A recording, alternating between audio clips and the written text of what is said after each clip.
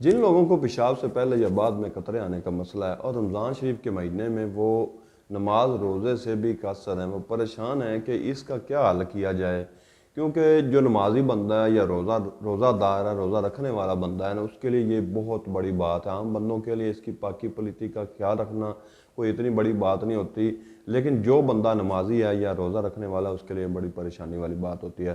تو ان لوگوں کے لیے خاص کر کے میں نے یہ نسخہ ایک تجویز دیا ہے، جن کو پیشاب سے پہلے یا بعد میں قطرے آتے ہیں اور ان کے کپڑے ناپاک ہو جاتے ہیں۔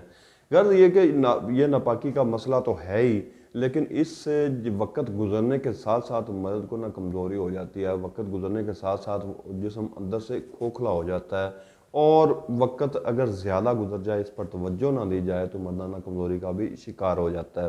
تو اس لیے ان چیزوں پر، ایسے مسائل پر سب سے پہلے ہمارا جو لازمی ہے وہ ہے پاک رہنا۔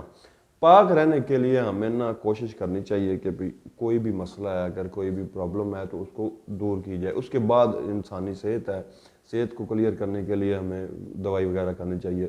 تو یہ چیز ایسی ہے کہ اس کو اگر آپ استعمال کریں گے تو پاکی کا جو مسئلہ ہے، یعنی کہ ناپاکی سے بچنے کے لیے بھی آپ اس کو استعمال کر سکتے ہیں۔ اس کے بعد آپ کی صحت کی بحالی کے لیے بھی یہ فائدہ مند ثابت ہوگا۔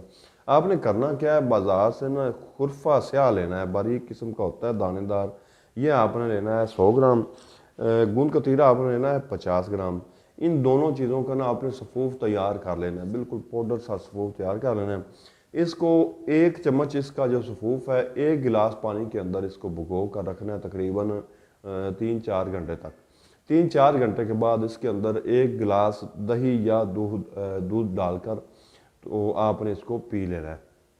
اس کو 1 ماہ تک اس طرح استعمال کریں، انشاءاللہ آپ کی جو پرانے سے پرانے قطروں کا مسئلہ ہے، جو پرابلم ہے، مثانے کی گرمی ہے، وہ انشاءاللہ اس کے استعمال سے وہ دور ہو جائے گی۔ اس کے ساتھ آپ کو پرہیز یہ کرنا ہے کہ آپ نے کسی بھی طرح کی کوئی گرم تلی ہوئی چیزوں سے پرہیز کرنا ہے، وہ نہیں کھانی۔